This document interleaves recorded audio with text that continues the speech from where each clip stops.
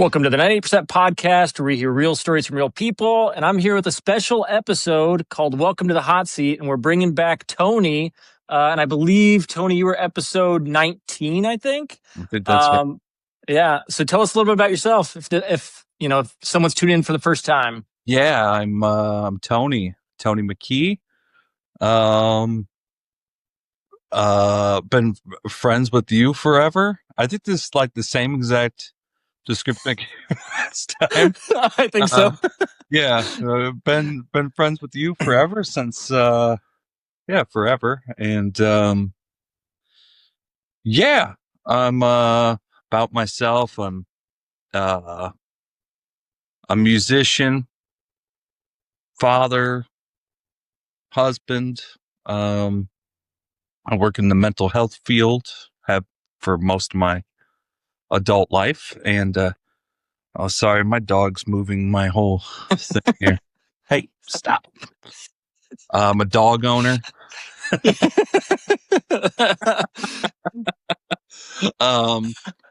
And I'm a two-time 98% Club podcast guest, which I mean, I still led with that, but you mentioned this. I'm back. Hopefully, going for a three-peat. I think after that, I need like one of those little awards. Yeah, a three-peat award. The three-peat award, kind of like those awards that they give to YouTube people. Do you have one of those? Yeah. Nah, I wish. I haven't made enough subscribers to do that yet, but one day. I don't know when you get those, but those are sweet, the little silver plaques. Yeah. They need to give guests one of those. Dude, I'll come up with something. Are just like guests on podcasts, and they don't get the credit. You know, there's a lot of people you can go on and see. A lot of people do repeat podcasts over and over again. They don't get any love, no awards from YouTube.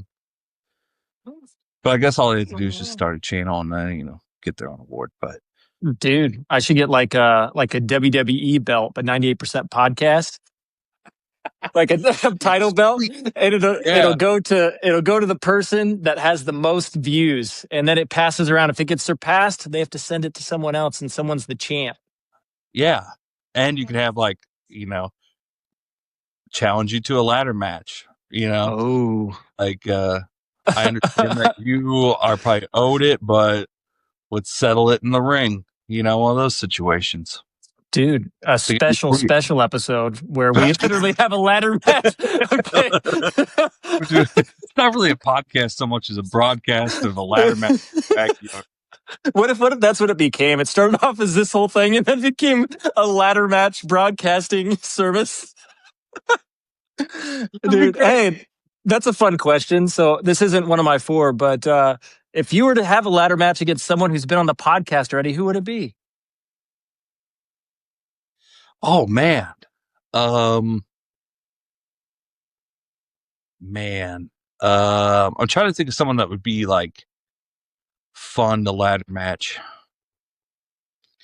I mean, there's some people I've seen on your podcast that would not want a ladder match. People that don't know, but just some there's been some big dudes that I think would probably win. Yeah.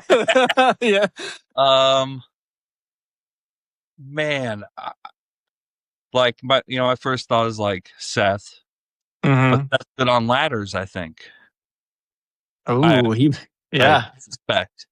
I'm not very good on ladders, so I need to take my time. I need to disable someone. I don't think I would win any ladder matches. I don't know. Now that I think about it. I was waiting for a call out like a Macho Man Randy Savage, like, I'm coming for you. Yeah. Nah. Okay. Be good at it. Okay. Fair. Yeah. I'll just have the belt on, like you said. Dude, that'd be like if WWE was real, like it wasn't trying to hype up a fight. Like it was just like, yeah, they beat me. So, yeah, here's the belt. Yeah, exactly. Like what else can you do? Exactly. Where? Yeah, I like it.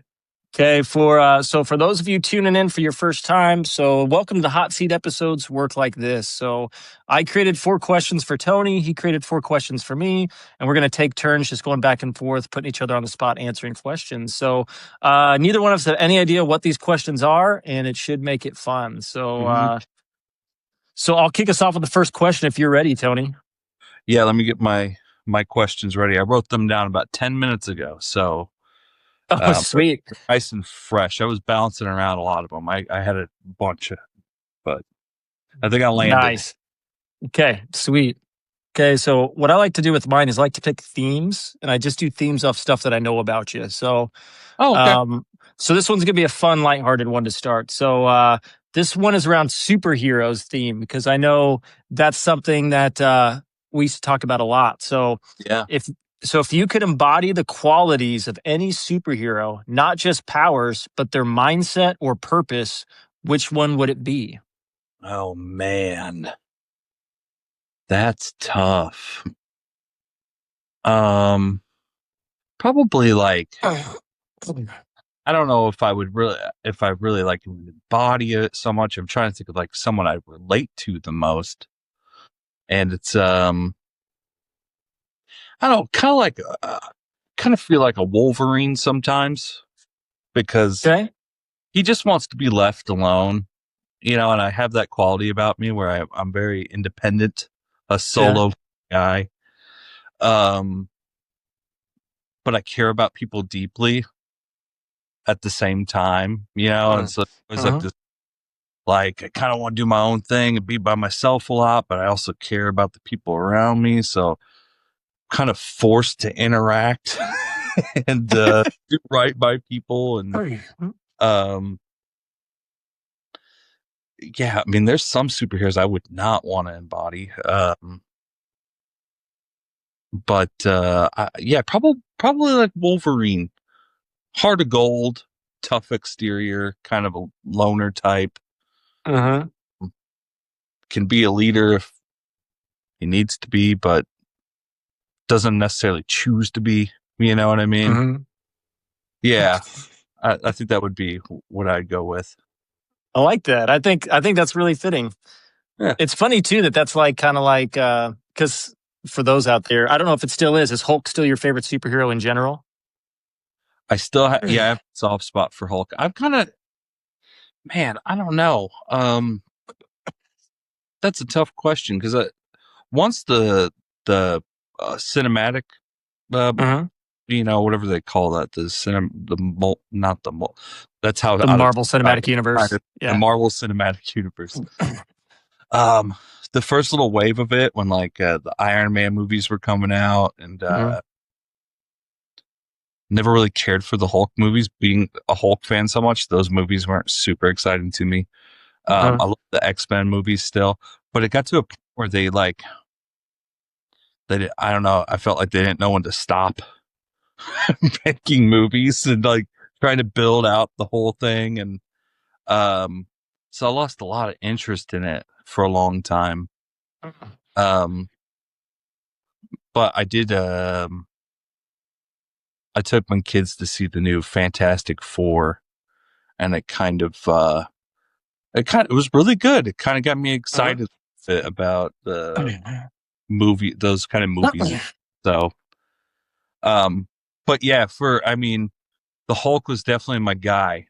Still loved the Hulk, just like aesthetically, like the huge muscles and the greens. Like he's just Uh-huh. fun, you know. Uh-huh. Um, yeah, loved the Hulk, but I wouldn't want the Hulk's characteristics. Like Yeah.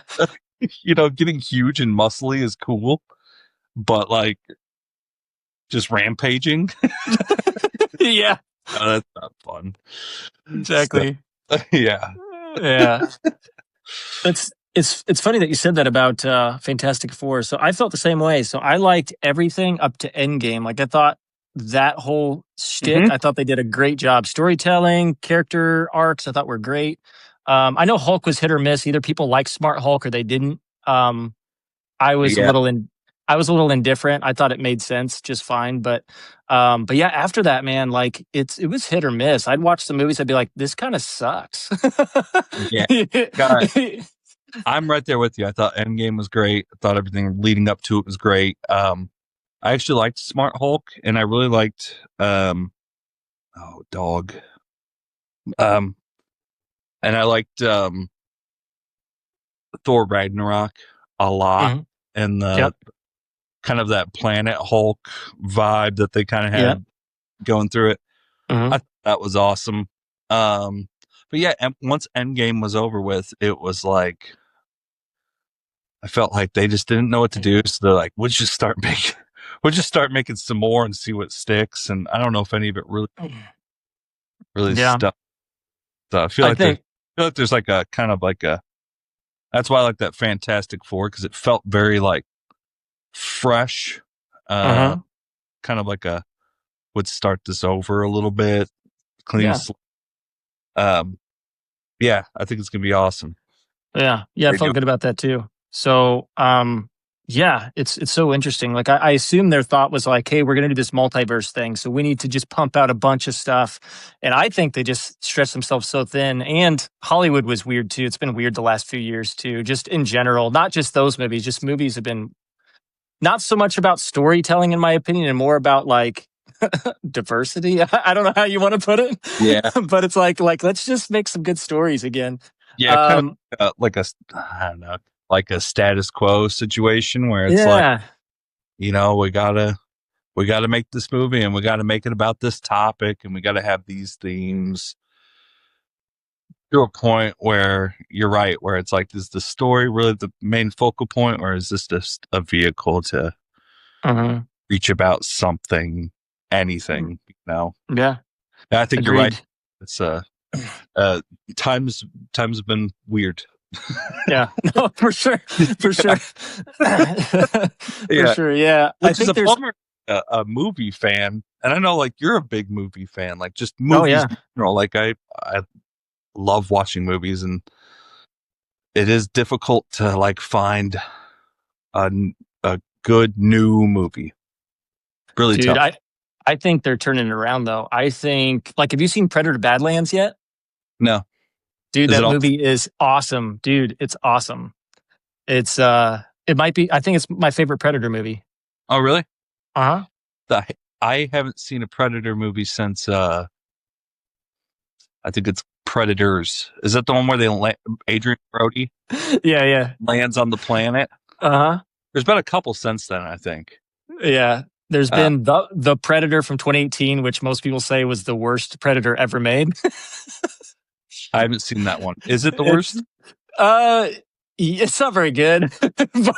But there's parts of it I like. Like I just like the lore and the predators themselves. So I'm like the predators are cool. Like there's certain sequences that are great, but the story itself is nothing special. It's kind of silly. Yeah. But Prey, if you get the opportunity to watch Prey, that was sick. I wanted to watch Prey. I haven't got around to watching it. Yeah. But what I like about those is they feel like movies should. Like kind of like before all this, it feels like they're real good stories. They're not trying Uh, to do anything like not any hidden messages. Just like this is a movie about a predator and it's a cool story. And you're like, mhm. sweet, I dig that. Yeah. I should watch it because I'm even up until now one of my favorite just action movies. I guess action movies, sci-fi movies. Is Predator 2. I think Predator 2 is Uh-huh. like just one of the best movies ever. I just so great. Um, some of it, I mean, I think ultimately it's just awesome. Like Predator in LA, just going Yeah, wild, yeah, that and the fact that it's like a hard R rated movie. Like yeah, it's wild. Like this is not for kids at all. yeah. Um, and not that I guess it should be, but it's just funny Yeah.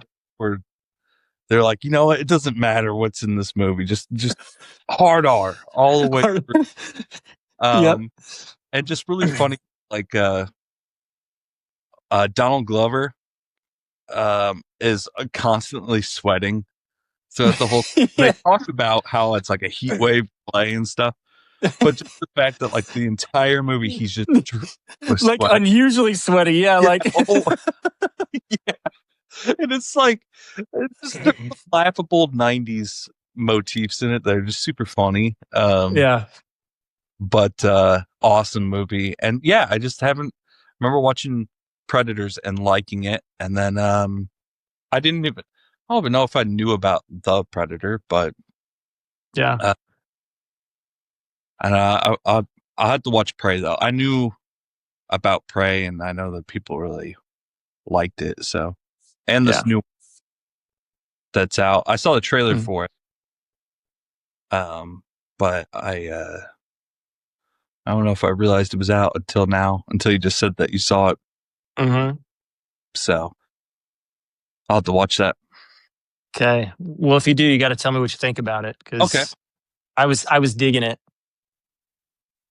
Okay. So first question for me, what do you got?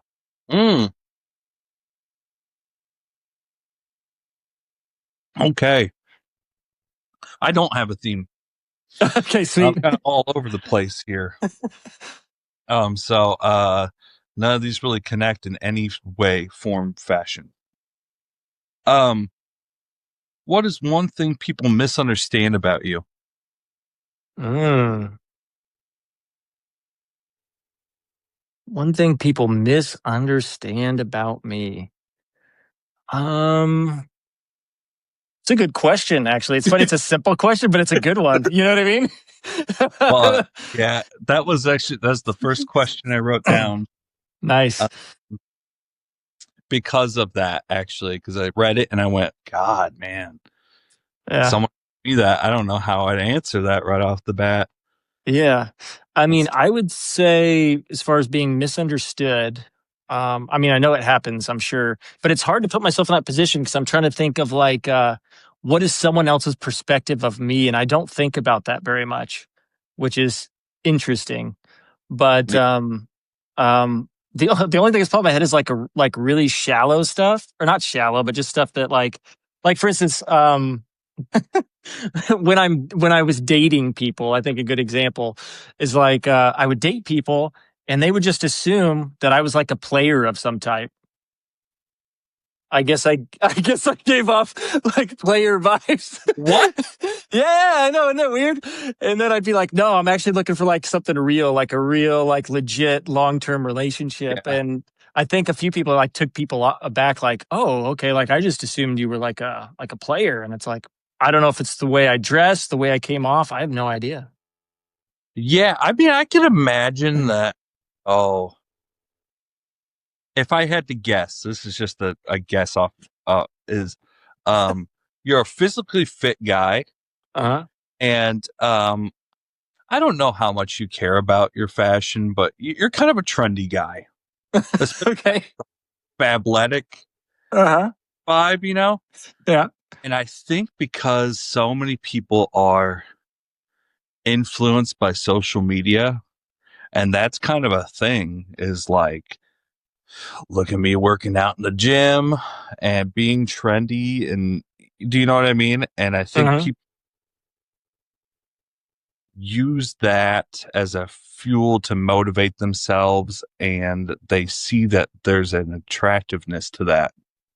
I think people might get caught up. I think there's a lot of players out there, I guess is what I'm saying, that kind of fit that, you know? That's fair. Yeah. I mean, I know a lot of guys that are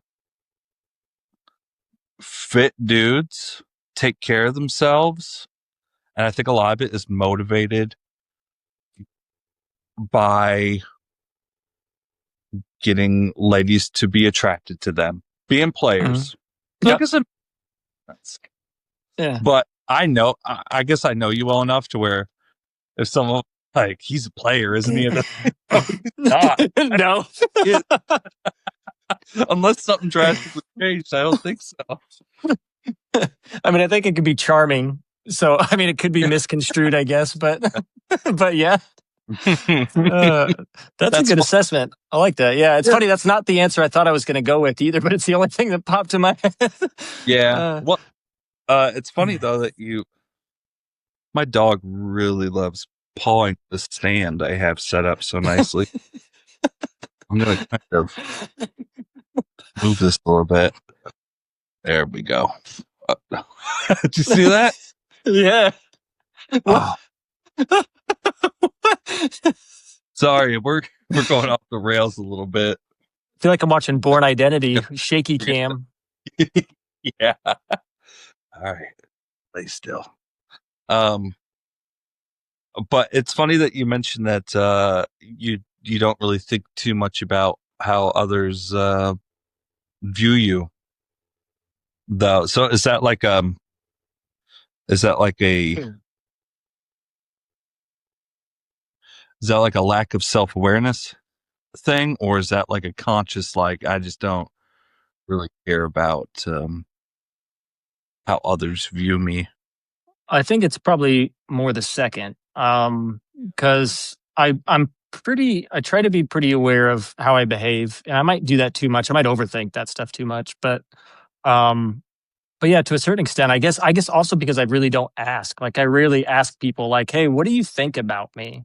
Or, "Hey," you know what I mean? And I You're don't think such many a people do, but for me, like, if I really want to know, and you're going to be honest with me, like, "What do you think about me?" Like, I guess I could ask that, but I don't. So really, like, I can assume how people perceive me, but I don't know for sure.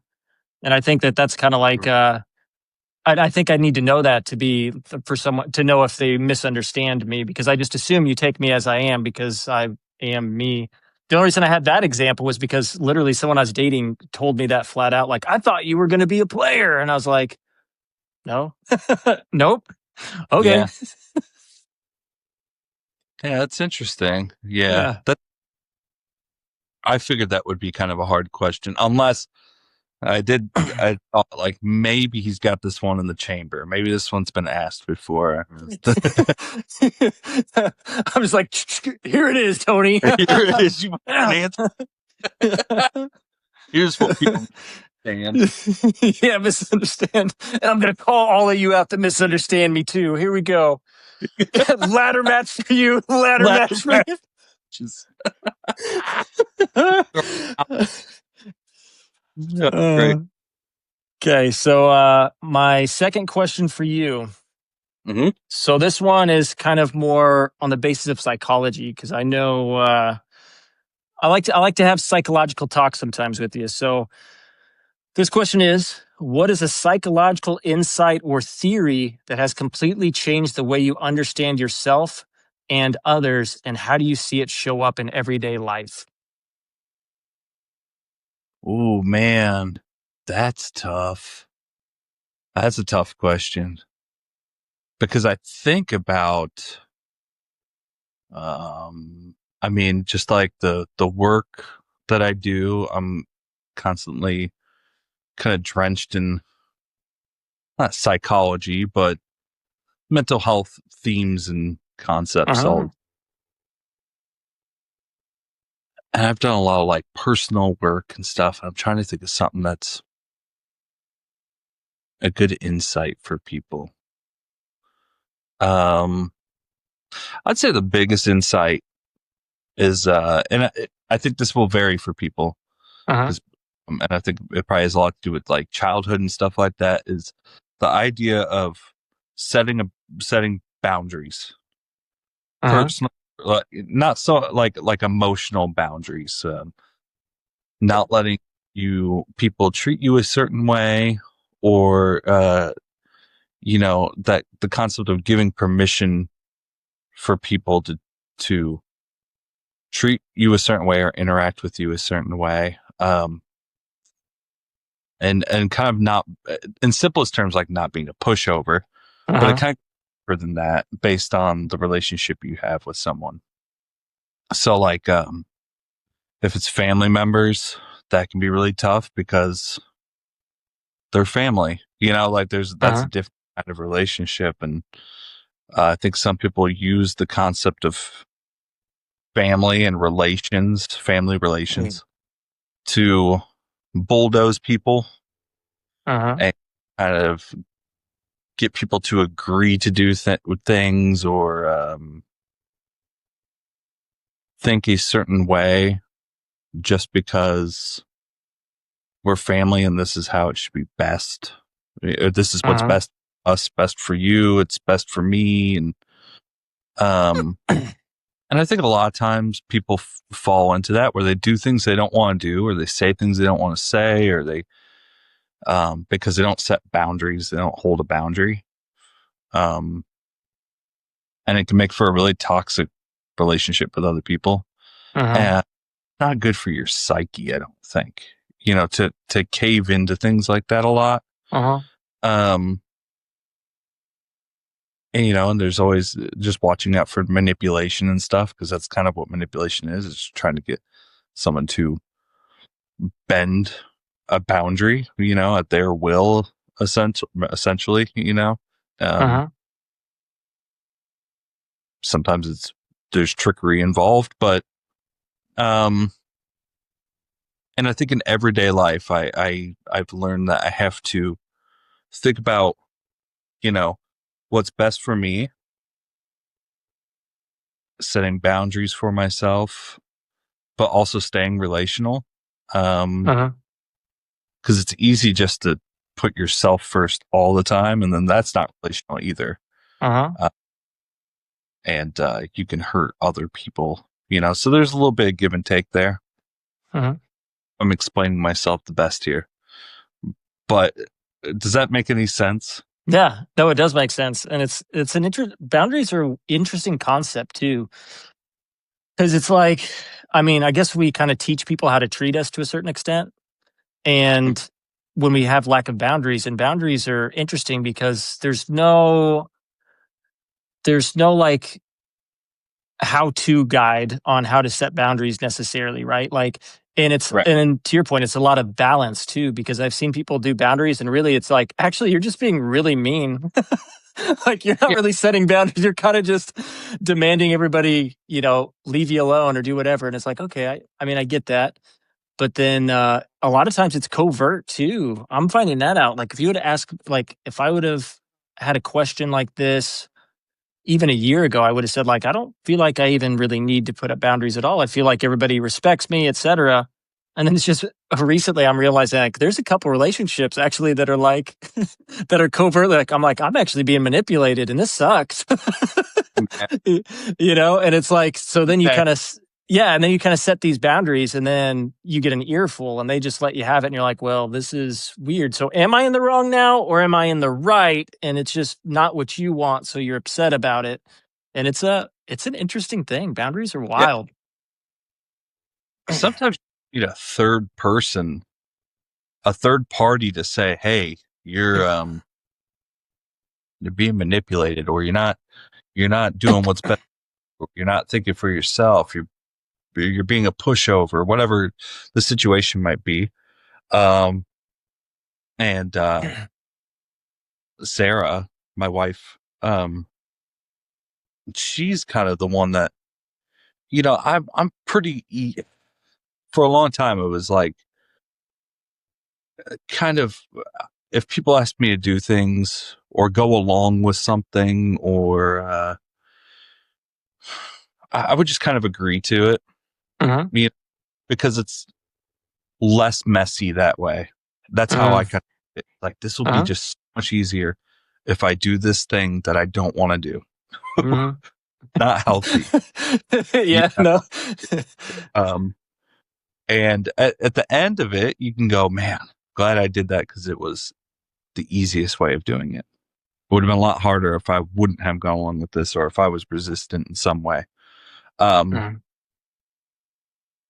she was kind of the first person that was just like, it's okay to say no to people, or it's okay to set a rule within what a relationship is that you have with whoever, big or small, whether it's a coworker, whether it's your parents, a friend, maybe someone you don't even really like that much, maybe someone you have a bad relationship with.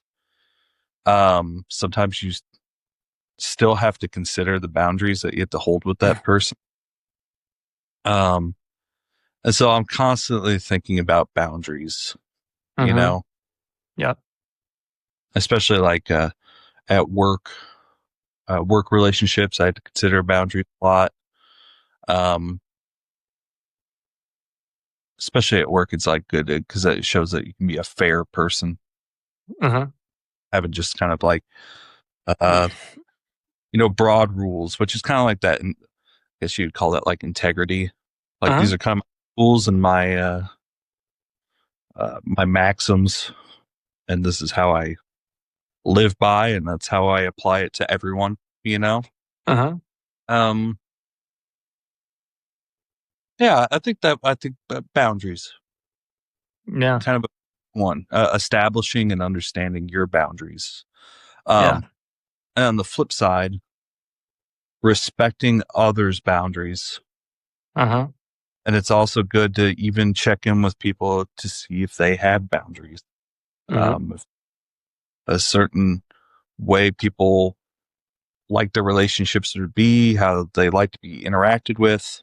Um, because some people are awfully expressive, can really get in heavy with people, whether it's socially, whether it's just physical space, whether it's talking about certain subjects that might be not exciting for people.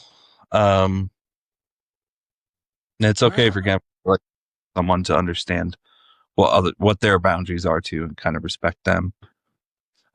Because I think you'd have an easier time having reciprocity with those people. Makes Yeah. everything a little.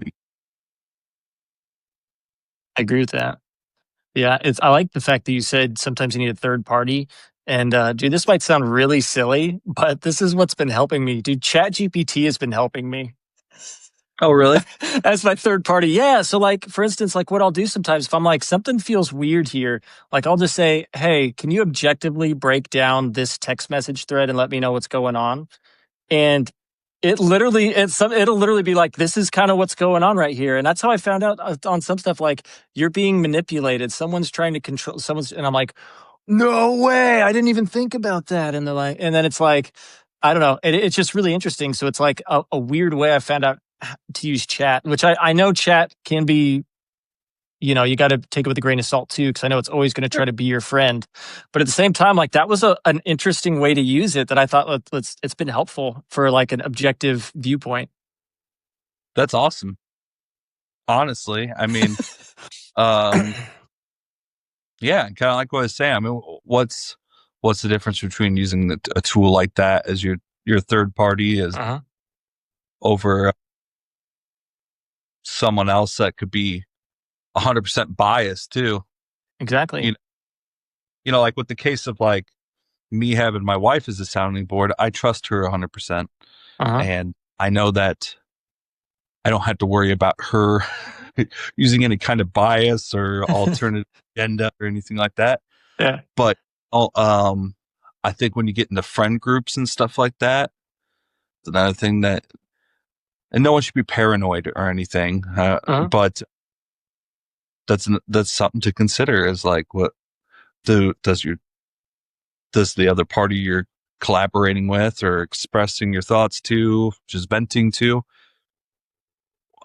do how well are their boundaries with you? I mean, Uh-huh. how is their viewpoint going to alter how you feel, or because I think that happens sometimes. It just case in point, like you hear a lot of times, well, I talked to so and so, and they said, that blah blah blah by Yeah. Z, and sometimes it's like, yeah, so and so may have given you some bad advice, or given you Uh-huh. advice benefits them in some way. Uh-huh. Um, yeah, so it's always good to kind of have sounding boards, but really establish trust and good boundaries. And I think if you can do that, you have a lot more success just in life, daily life. If you're Uh-huh. going to be with people on the regular, it's always good to just have some good boundaries, and Uh-huh. um, and having kind of a personal philosophy system. Uh-huh. That way, I would just say these are my what would you call them? Like almost like tenets. Uh-huh. These are my tenets. This is how I live my life by these kind of viewpoints, um, and that's an easy way to easily establish boundaries with people. Yeah. Rather than acting on, working off the cuff and kind of thinking like, how do I navigate this this Uh-huh. particular person, Yeah. or you know what I mean? Which sometimes you got to do that too, but Yeah. That makes sense though, because yeah, if you have your own personal set of values or whatever that you abide by, you know what's yeah, there or what's not. And if it's not in course with your values, you know that you need to set a boundary. So that's a really cool way to think about it. Instead of thinking like, where do I need to set boundaries? It's like, well, what is your value? Like, what do you want? You know? yeah, and it could be Yeah. simple things.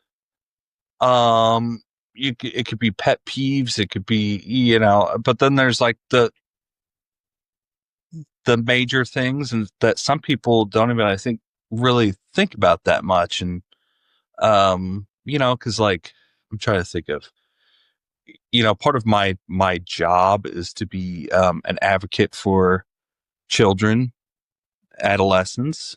Uh-huh. So I have a personal, a like a personal thing about people who don't treat children very well. Uh-huh. That's a strong boundary for me. It's like I'm not interested in interacting or being in a relationship with people that don't treat children the way they should be treated, Yeah. with love and care. Um and it would be different if I felt that about one person but not another. Uh-huh. like oh, I'm friends with John or Jimmy or Joe, and they aren't very nice to their kids, or maybe there's some abuse in their household, or this situation happened.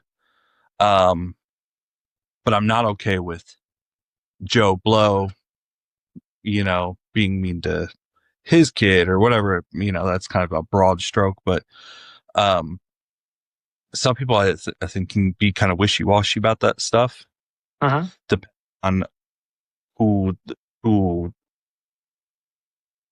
who the person is and what the relation is to them, Uh-huh. and that's part of that holding the boundary. It's okay to say, I don't tolerate this 100% across the board, no matter who you are. Uh-huh. Because, yeah, I just think it's good. It's good for your integrity. I think it's Uh-huh. kind of good for the soul to have those beliefs.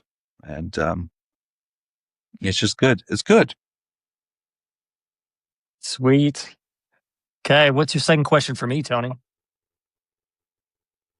Why is art important? Ooh, why is art important? Mm-hmm. So I think art is important because it is an expression, I think, of, I guess, the one making the art. And creativity, I love creativity for the fact that it promotes presence, because you can't really be present.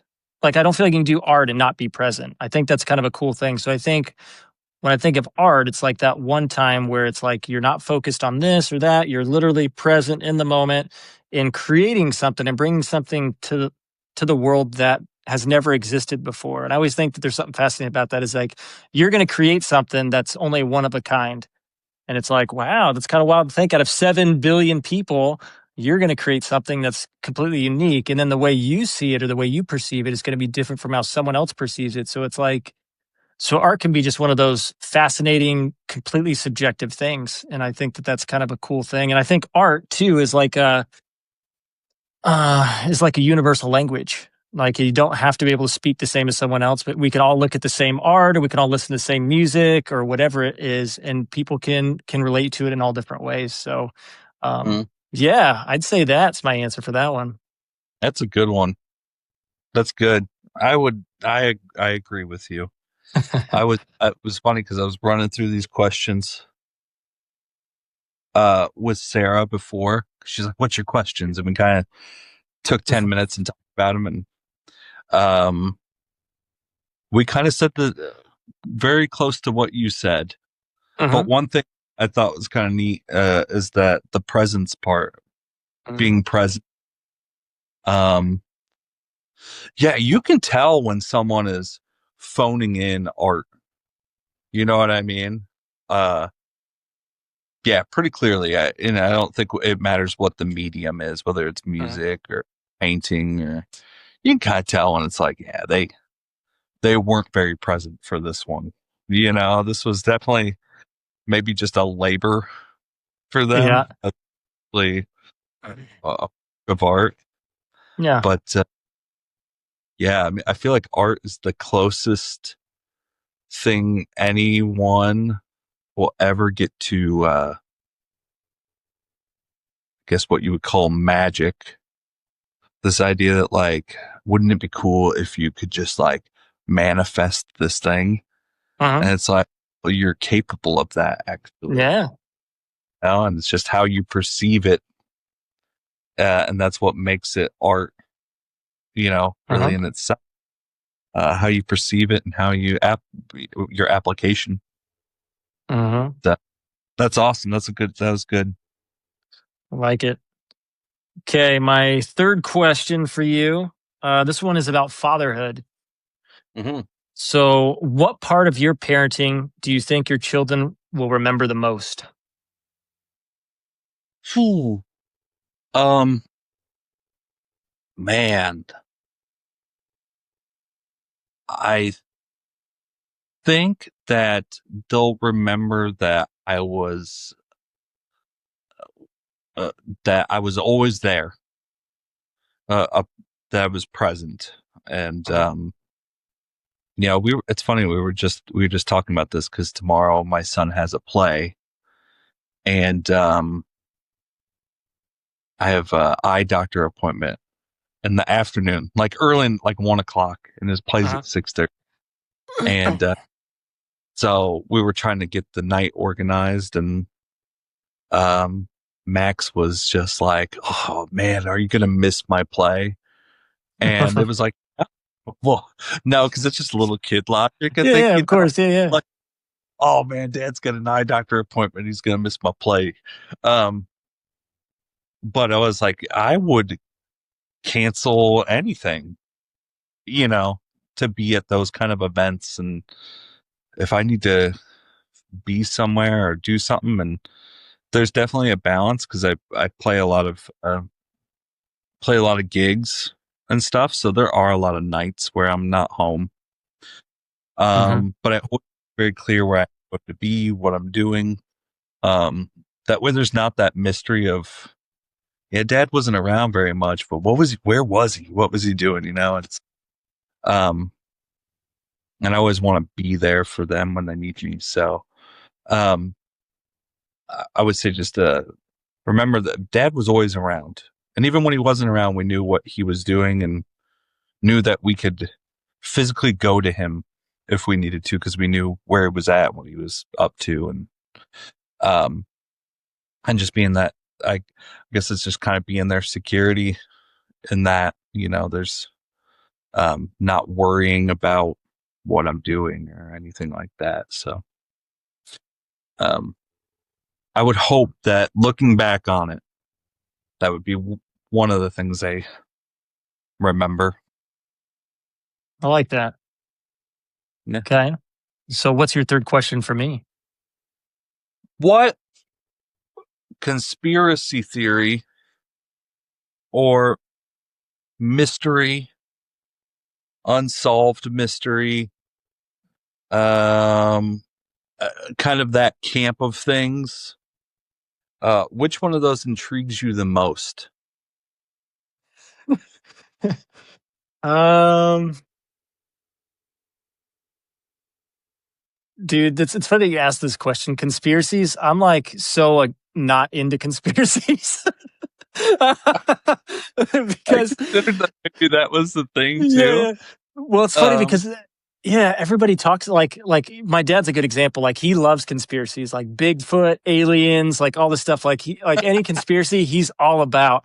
And for me, like my thought process is always like, but why? If I'm never gonna know the truth, if it's true or false, like I don't know why I even need to put interest into figuring it out or thinking about it. That's smart. I kind of care about conspiracy theories anymore until you put it that way. Like, yeah, why invest into something that I'll never know? Exactly. So Yeah. funny. Yeah. That's always my thought process. That's why I've never really got into alien stuff, but like, huh? That makes this question so lame now. What's one thing that you'll never find out whether it's true or not? That Yeah, exactly. But shoot. But dude, some people are into it though, and I get it. Like I get the fascinating and the intrigue. Like it's like sometimes it's like I just really want to know. But the way so many things are set up today, like it's so easy to prove or disprove anything to where I'm like even if something came out of the sky and they're like this is true 100%, still you're going to be like, well, maybe this is all fake. Like maybe like you know what I mean? Like maybe this is doctored in some way or maybe this is True. yeah. Oh. It's interesting, but I don't know. So, I mean, but I love listening to people talk about conspiracies. Like if someone's into talking about aliens or whatever, I'm like, yeah, let's talk. What do you want to talk about? And I'll throw in my 2 cents, but it's never really, it's not based in like conspiracy theory watching. It's more just like, well, what do you think about this? Or, oh, that seems kind of interesting, you know? But yeah, so I don't know. So I guess conspiracy. Or like maybe like an unsolved mystery. Yeah. Or just a mystery, something that you don't understand, but you wish you did. Yeah. I mean, I guess it's the most intriguing mystery, I think. It's always like the question why. Um, for the fact that like I'm big into like psychology and stuff. Like I like figuring out why we do what we do and what is the purpose of what we do. And it's just kind of fascinating to go down those rabbit holes, I guess, of like, well, okay, well, did we evolve from this and this? Or like, why do we even question things? How did that even come to place? So we evolved to start thinking differently than our predecessors. Like, how does that make sense? How did that come to be? And it's just like, so I don't know. So that I guess that's a fascinating thing is I like to like understand the why is kind of fun to a certain extent. But even with that, it's like I'm never going to know for sure. So I don't go down that rabbit hole too much, but it is fun to like, you know, to look at. Like that's why I'm like really open to a lot of these psychology stuff. Like I look at like lots of different personality profiles, and these are all just different theories that people came up with. They're trying to explain why we do what we do. And you can find accuracies in all of it. And it's just kind of fascinating to think about, okay, well, if this is accurate and this is accurate and this is accurate, so what does it all have in common? What are they all saying? So I guess one of my favorite things is trying to figure out how everything connects, whether it be like religion and Christianity or law of attraction or stoicism or astrology. Like it's just all these things, but it's funny because you can nitpick all those things, be like, well, they're saying the same thing as here and here and here and here. Okay, so what we're saying is there's something, I don't know. So that's kind of where my mind goes, I guess. Sometimes if I have to go down a conspiracy rabbit hole, I guess that's it. It's the question of why we exist and how is everything connected. So the conspiracy of life, is that I what guess. I guess. It's the only thing I can think of. Wow, that's good. And that is like the ultimate rabbit hole, you know, like exactly. Like me and Sarah watch a lot of documentaries about psychological stuff, and I'm really into kind of the concept of like good versus bad, and, like evil. People born evil, or do they inherit the evil? Is it something they're taught? Is it something innate in them? You know, and yeah, and it's that same thing. Like, why do people do what they do? You know, because I remember reading this thing about about serial killers, and how the percentage of serial killers in comparison to the population at any given time is so incredibly tiny of a population that it would basically be considered a phenomenon. It's phenomena that serial killers even exist. And why? Like, why this very tiny population of people do these things, these evil things? You know, and why is it such a small of people? And I get to thinking about stuff like that all the time. Yeah. And you're right. I'll never know the answer to that. So no. I don't even really care. But what's so funny about that question though is like when I think about that though, see, I don't know. See, this I like though. I like talking about stuff like this. Is like if it's such a small group, and is it the only reason that what they do is considered evil? Is it just because they don't have a sense of emotion? Because isn't emotion what gives things value, whether it be good or bad? Yeah. Yeah. Well, it's like, yeah. Man, that's, yeah. It's kind of like it's kind of like the concept of like quality, the quality of things. Like everything has a quality of some type. Maybe it's low quality, high quality, but everything has a quality. You could think of quality in terms of good and bad, and that can boil down to the quality of life that you live and the quality of decisions that you make, and the and yeah, it's a good thought. Never really thought about that. Like is it really evil? Do they know that it's evil? I think some might. Yeah. But I mean, well, for now, that's all. Changed my life. So that's what you're taking away from this question is that everything's like, well, I'll never know. So yeah. Well, dang, I'm just I'm gonna be a nihilist the rest of my life. I none of it means anything. Dude, it's funny though. Like the more I learn, the more I realize I don't know anything. So I always question people who are so certain about stuff because I know people, and I know you do too, that are just so certain 100% that this is that. And I just love playing devil's advocate to those people for the fact that it's like, but do you really know? Like, how do you know? Tell me more. I really want to know.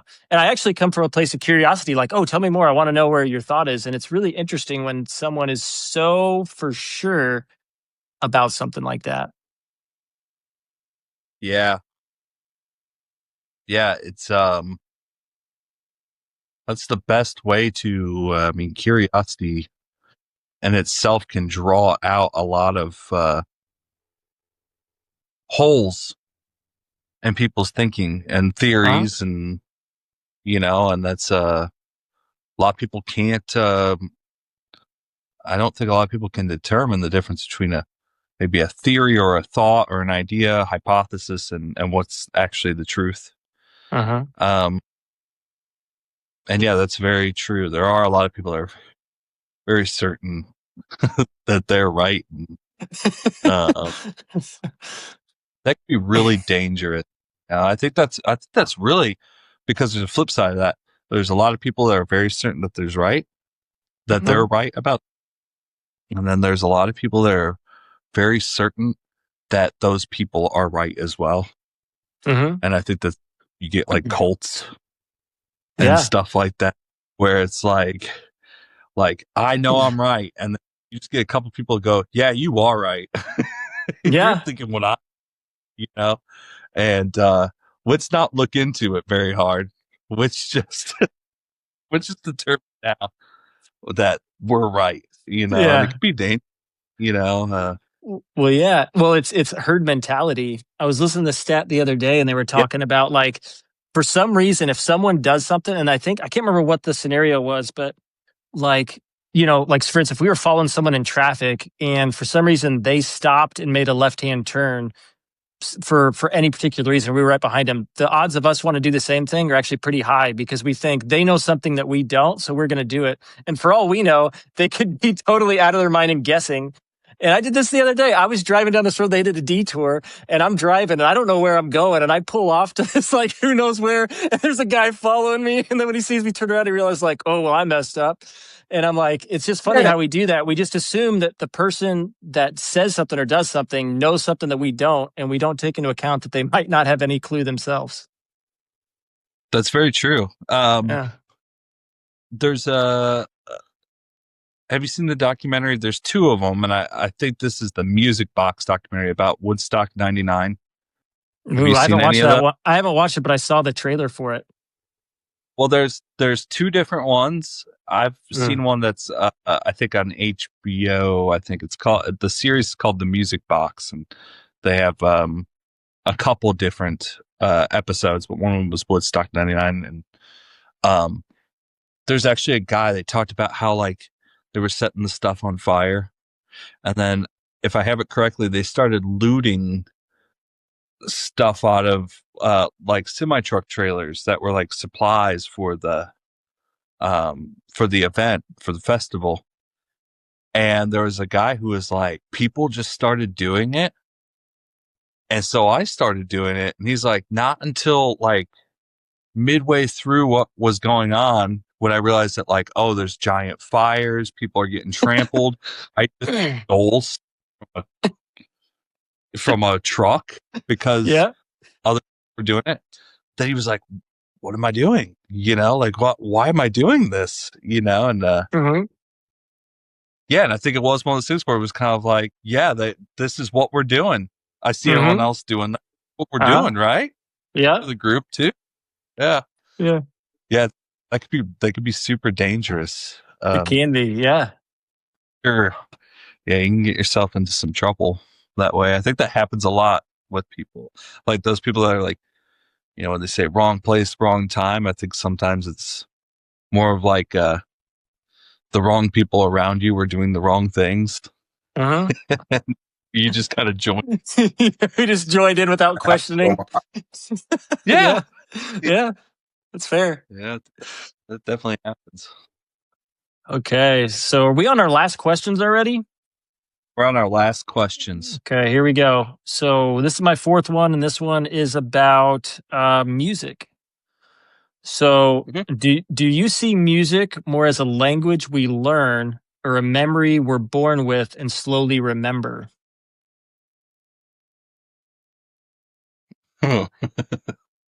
Wow. I guess the second part of that would almost allude to the idea that there's almost something genetic, or what's the term I'm thinking of? Almost like an ancestral memory of sorts.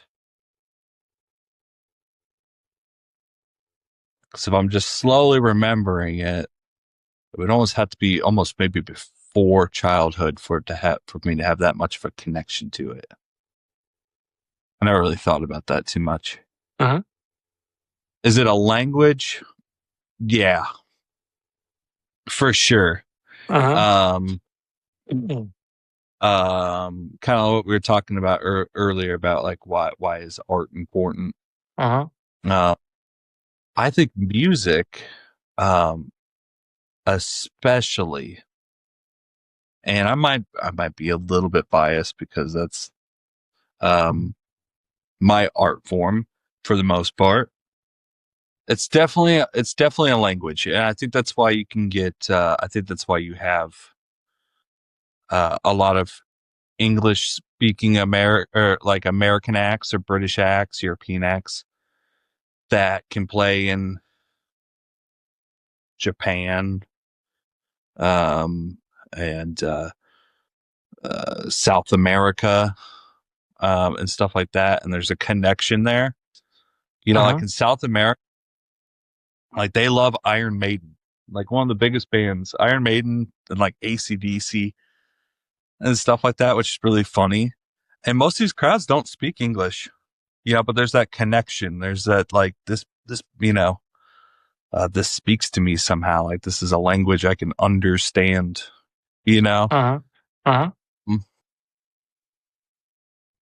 and that can go vice versa too. Like we both love Ramstein. Mm-hmm. I know you've gotten more into the vocals and lyrics more than me, but Yeah. most of the time I'm like, I guys saying, but I mean, I love it. It speaks to me somehow, you know. And then, but that's just a vocal approach if you think of it that way. But then when it comes to the actual musicianship or how music is made and the instruments and tones and rhythms and stuff like that, you can you don't need to know how to verbally communicate with anybody, especially if like it's musicians, Mm-hmm. to play together. You know, Mm-hmm.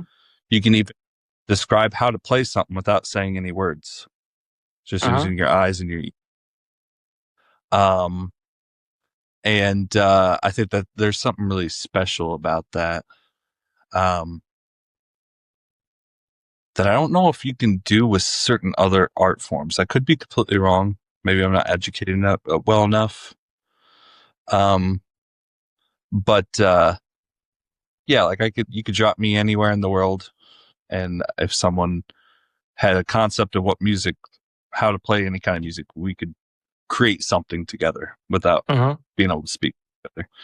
And then you can take that music and you can display it amongst people that don't speak your language either, and they could understand what you created. You know, Uh-huh. it wouldn't be foreign to them in any way. Um, so it's definitely a language. I mean, you could, in that way, you can almost replace speaking with music in a way. You know what I mean? Uh-huh. Like, it'd be difficult, but I feel like you could actually do it. Uh-huh. I think that's what's special about that. But you know, the other example you thought of, I kind of had to like think about that a little bit. Something you remember from childhood that you're slowly remembering. Is that how you worded that? So it's so it's so is it a memory we're born with and slowly remember? A memory we're born with and slowly. Okay. Um. There's a. Oh. Oh. Get out of here. There's a. Uh, sorry. Okay. Um. He's happy. Um. Okay. I have kind of like thought about that a little bit. Like, does the concept of like um is the music in you a little bit, like are you born with that? Uh-huh. And there's got to be something to that, because there are like some people that are definitely not born with it, you know what I Uh-huh. mean, that Yeah. they just like the rhythm, or people who are tone deaf or whatever it might be. um and then there's people that are like out of you know, are proficient in an instrument in single digits of age. You know, Uh-huh. there's something to that. Um, and then the slowly remembering part of it is pretty deep, and that I think maybe a little bit. I think this is a conspiracy theory. I don't know if I'll ever know, and Yeah. so why do I? Yeah, exactly. No, I think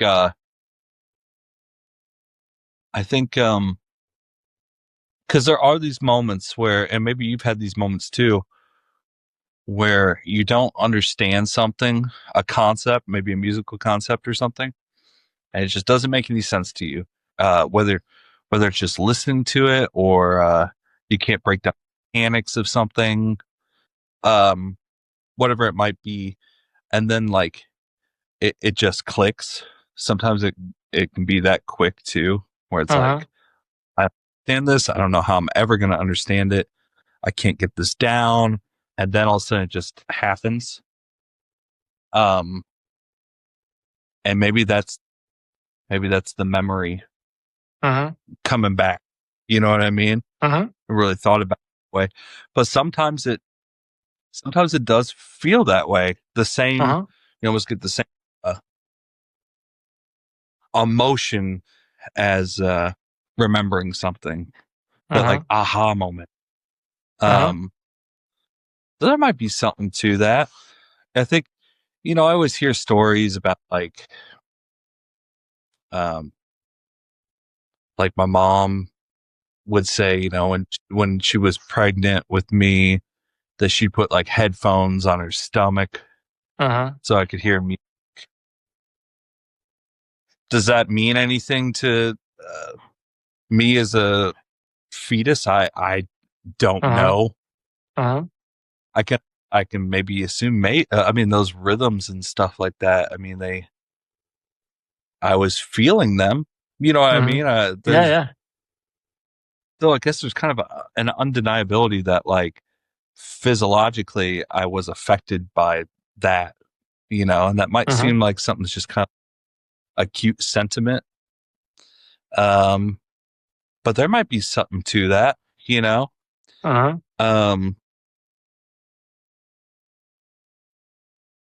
Yeah, that's a really interesting thought. Yeah. It's definitely a language. Yeah. And it might be a memory that we're slowly remembering, Sometimes you get it too. There's certain things that I'll remember. I used to be able to do that. I don't know if I could do that anymore.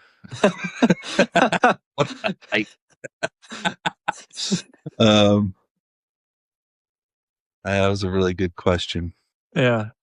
Well, it's funny about that question. Why I like that question a lot is because I feel like I've had both sides of it. I feel like I've had, like, I can't deny that, like, a lot of the music that I write was influenced, right, and learned from what I listened to or what I played or whatever. But then there's also those moments where it's like, I wrote this and I don't really know how.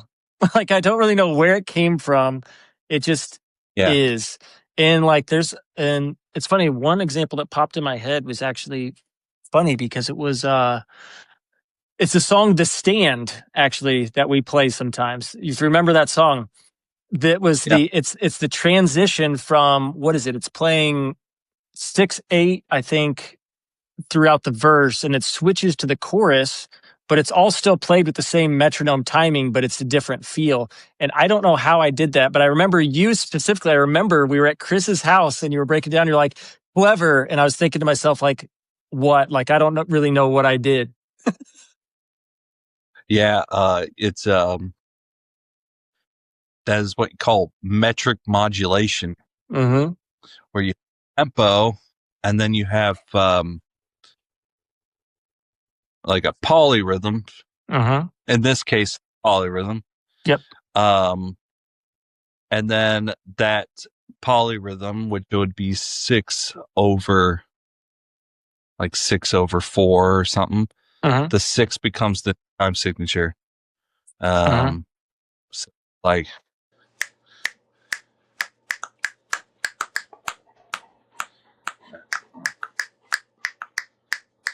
then that's your new tempo.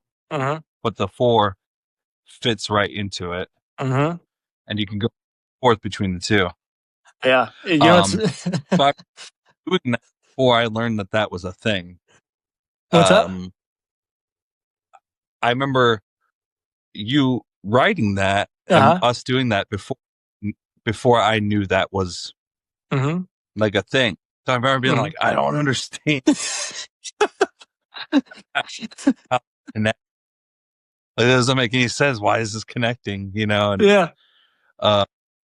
then you find out later, like, oh, that's why that works. That's an actual, but that's a good point. Like, how did you know? Dude, the weirdest part of that whole thing is the fact that self, yeah, it wasn't like a study of something or like You know what I mean? Because that's easy to imitate something and say like, I can identify that, so I'm going to do that. And that wasn't really the case, and especially coming from like such a young mind, you know. But that was, it's kind of like what I was saying earlier with like music or art in general being like the closest thing to magic. Yeah. Real magic. No, it's true. Yeah. Like I create this thing I can't even understand. I don't even know what it is, but I know, and I made it, Dude, the funniest part about that song in general is that I recorded over a metronome the whole time. So like the funniest thing, and I didn't even know. I remember listening back to it on the metronome being like, what was I doing there? Because the click is so odd, but I was like, but it works. And I couldn't figure out how it worked or why it worked. It just worked. It was really interesting. I remember that because I remember listening back and thinking like, I don't know what we're supposed to do here. How does this work? how are we supposed to do it? Like just being young, and it was almost like being in almost like being in a science lab. Exactly. Kind of, yeah. Like, what vial do I pour into this one to make this work? You know what I mean? Yeah, exactly. Yeah, because we were like 18. We didn't know, and I didn't know. I was just writing something I thought sounded good, and I don't know where it came from. All self-taught, really. I mean, yeah, band stuff like that, but you're just kind of learning the best you can in that kind of atmosphere. But yeah, I remember that. That's that was awesome. That's still awesome, actually. Sweet. Okay, so I guess we're to your last question. Last one. Okay. So this is the most, I think, the most tailored to you. And I don't have a good answer for it, and so this will be interesting because I thought about it. I'm like, I don't know what I would say. What does spirituality mean to you? Spirituality. I think spirituality means to me is it means we're connected to something greater than ourselves. So, and as example is like, so one thought that I've always had ever since growing up as a kid is it's always felt like everything's always going to work out. I'm always going to be fine. And I think it's like that type of belief. I think that is kind of like a spiritual belief, because what does that mean? It just means there's something beyond us that I feel like has my back or I'm connected to. And you still feel? Yeah, I do actually. You still have that? I still have that mentality. Out. Yeah, which is really interesting. It's a lot of people think of it as like, maybe it's toxic positivity maybe or something like that. But it's like, no, I just really feel like things are going to work out always. It's just funny because that is a like a mantra that I have.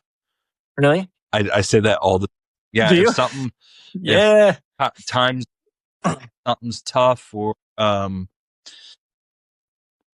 man, that's my go-to phrase. I love that. It's all right. This is gonna work out. This is gonna be okay. Everything will work at the end. So that's just interesting. I didn't mean to cut you off. But no, when you said that, I say like daily.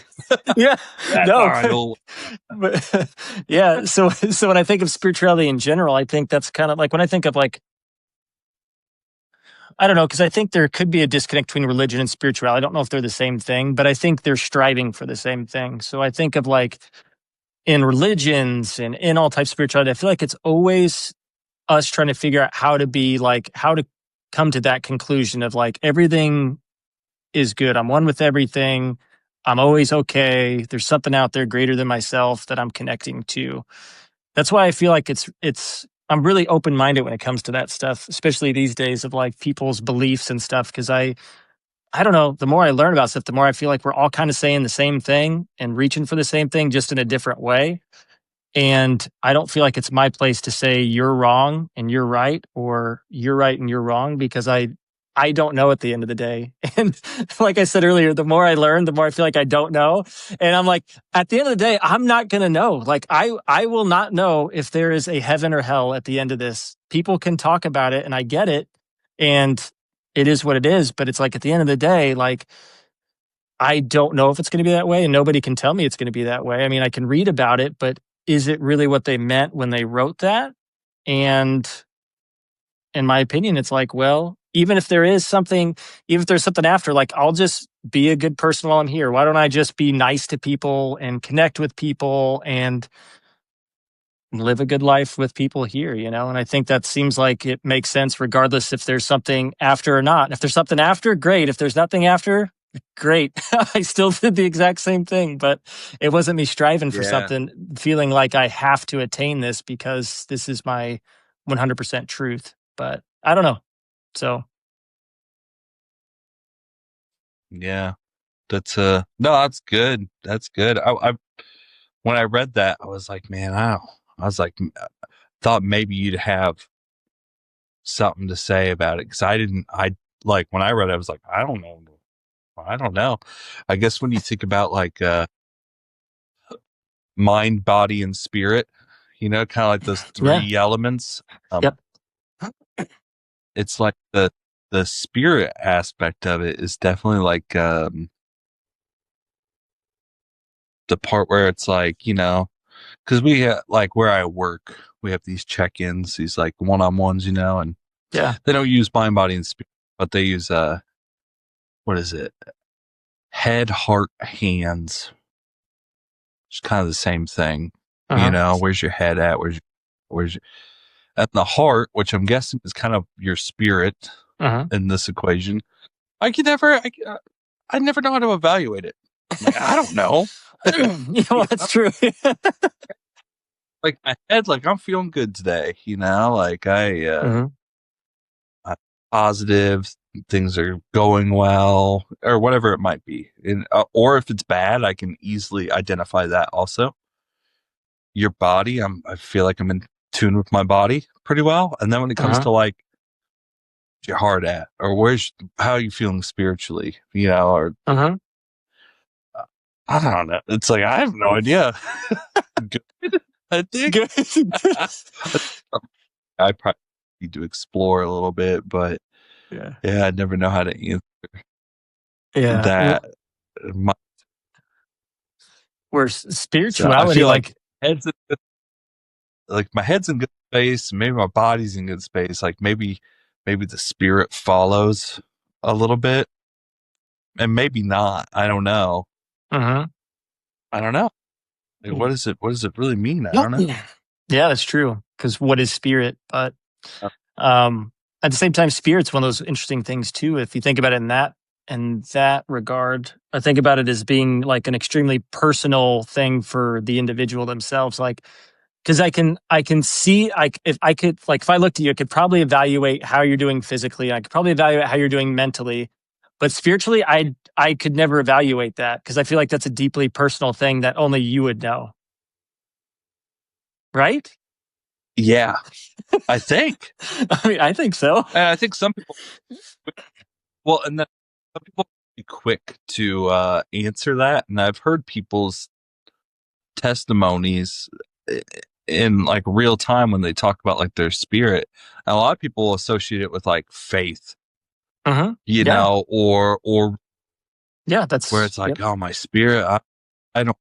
You know, I whether it's like I've haven't gone to church here recently or something like that, and it's like, okay, now that's an association with maybe not so much religion, but of faith based. And it's like, and then it gets you a question where it's like, well, if I'm not going in that direction, like, is that how you find your spirit, or is that? But you're true about it being a personal thing. Where it's like, well, that's where they find their spirituality. So where do I find mine? You know, like if it's not something like going to church on Sunday, or yeah, you know, I know some people, I think, get that kind of like getting good spirits. It's weird because it's like when you use the word spirit or spirituality, it's like it's almost like they have these different definitions based on how you put it in a sentence.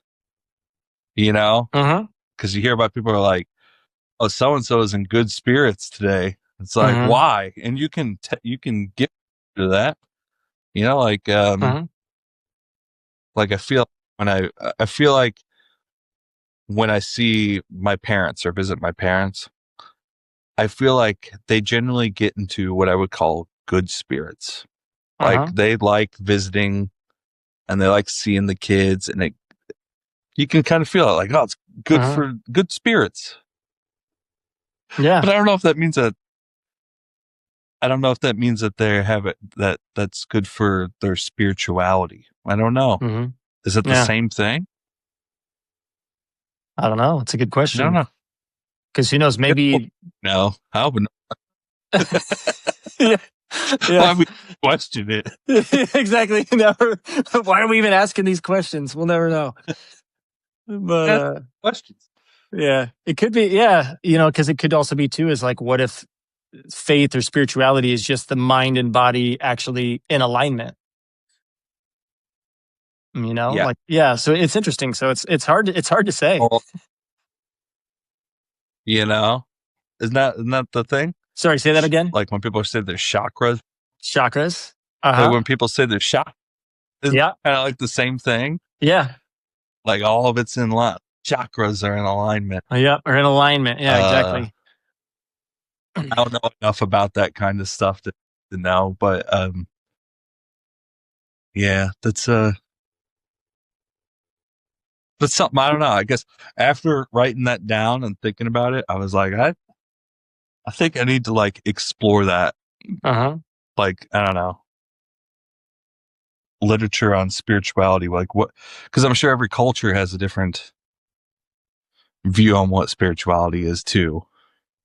They might, just like everything. Yeah, exactly. It's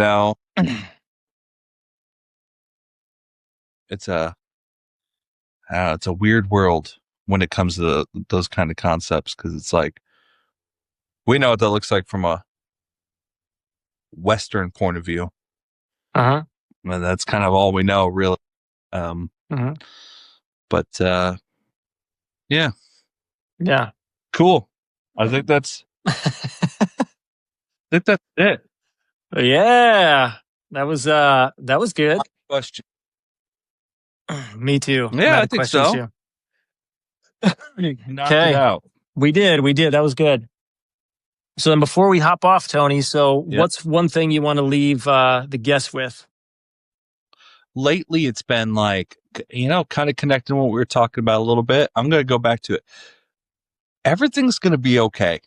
And I really, really feel that. So, and the reason I say that, and it kind of seems funny because we were just saying that, like, that's kind of our, everything's going to be all right. I don't know. Don't worry. Everything's going to be okay. It's going to self out. I say that a lot. And I think that, you can really manifest that. If it just means making that part of a mantra of sorts. And I know some people are in the practice of self-talk, some people aren't, but I know, like, when I have to motivate myself or get myself in good spirits, that's kind of one of the things I always say. Everything's gonna be all right. Everything's gonna be okay. And I think given today's political climate and social climate, and the acceleration of a lot of things, whether it be technology or social media or whatever it might be, I think a lot of people, I've heard more lately about people saying, like, wow, things are crazy right now, or things are really weird right now. Doesn't it feel that way? And it's like, yeah, but everything's going to be all right.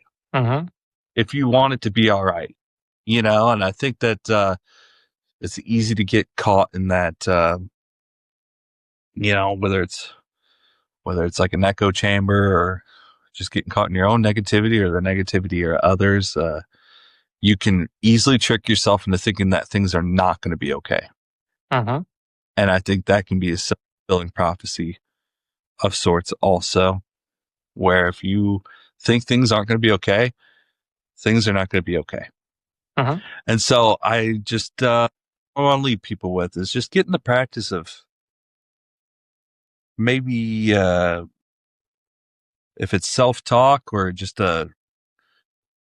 if you want to feel better about things, just maybe getting in that mode of everything's going to be okay. It always, at the end of the day, it always is. Uh-huh. And that's why I always say everything's going to be okay, because everything that we thought was going to go bad never did. Uh-huh. It always ended up okay. There's a lining somewhere. So, yeah, advice from Tony. You know what? That sounds like a spiritual practice to me. Sounds like spiritual practice. It does. I think I figured it out. There it is. You figured it out. It does. For real. We went full circle here. There we go. Yeah. Cool. Okay. Well, Tony, it was great having you on. And until next time. Thanks for having me for a 3-peat. Okay. Yeah. And next then time we'll will be see who challenged. A 3-peat ladder match, right? A 3-peat ladder. All right. Sweet. Fun.